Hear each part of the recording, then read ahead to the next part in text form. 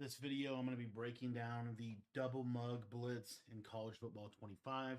And if you want to get my full defensive ebook on this completely up to date, make sure that you join our school community. It's got my 55 tight defensive ebook in there. It's also got some other stuff in there. It's got a couple offensive ebooks, some other defenses as well. But I wanted to really quickly just highlight why this defense is so good.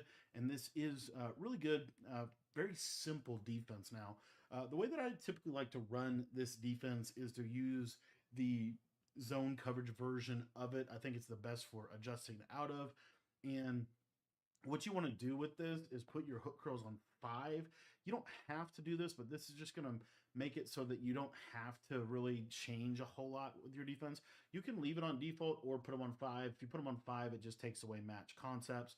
If you don't do that, then you have to always have hard flats. So kind of just in general, I'm going to actually put them on 5 just to make it simple for you guys. And let's get into this nickel dog 3 buzz. So the reason we come out in this play is because it has these linebackers blitzing, and because these linebackers in slot corner are going to be blitzing, it's going to keep their alignment in a pretty advantageous position for us.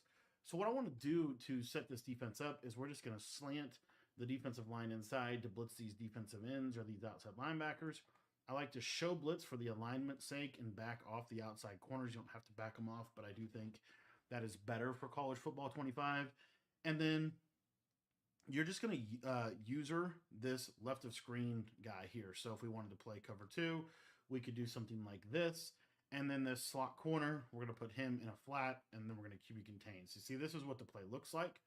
And at the snap of the ball, what you're going to see here is we're going to get really nice right edge pressure very consistently if they send 5 out. I'll show that to you again, and you'll see that it really isn't that big of a fluke, and it's actually pretty simple to set this blitz up once you kind of get the muscle memory down. So as you can see there, able to get that blitz in, and now we're able to be able to have some type of pressure threat within this defense. Now, the beauty of this is you don't always have to send the blitz. So one of my favorite things to do is when they start blocking a running back, if you'll take a look with me at this send 5, and then we'll talk a little bit about what else you can do. But against a blocked running back, a lot of times you see there that he kind of instantly comes in, and then the linebacker is one-on-one with running back. Occasionally, that defensive end on the right side of the screen will just come in free. That has happened in game.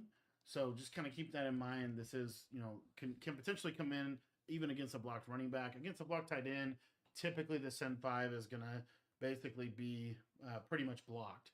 But the beauty of this defense is if they do block a running back, one of my favorite strategies to be able to utilize here is I'm still going to be using on this defensive end. But what I want to do now is I'm going to drop the defensive ends on both sides. So as you see, we're just sending 4. We have a little bit more coverage in the middle of the field. If we really wanted to, we could flat both of these guys and then man up the slot corner, kind of get a little bit more adjusty with things. But I'm just basically slanting the line down.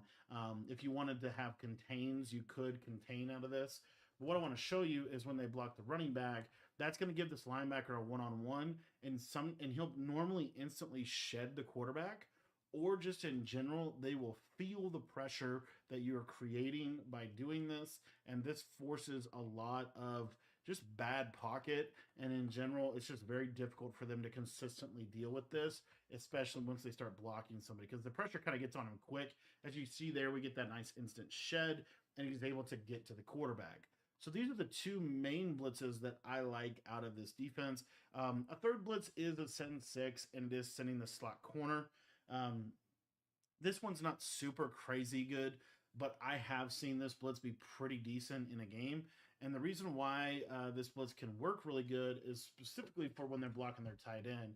You'll see when they block the tight end, the slot corner will come free off of the edge. This is a send 6, so obviously you're sending a lot more people, which means a lot more vulnerability in coverage. But if you really want to gas up your opponent, this is an option. And then you still have what I would consider to be just a very consistent send 5 that if they send 5 out, they're going to get screamed at every single time.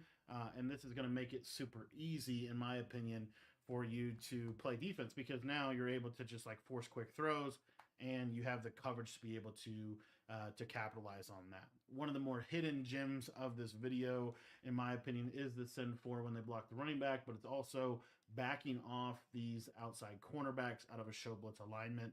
I think that's super helpful and will hopefully kind of prevent some of the bigger plays that you're seeing in this game.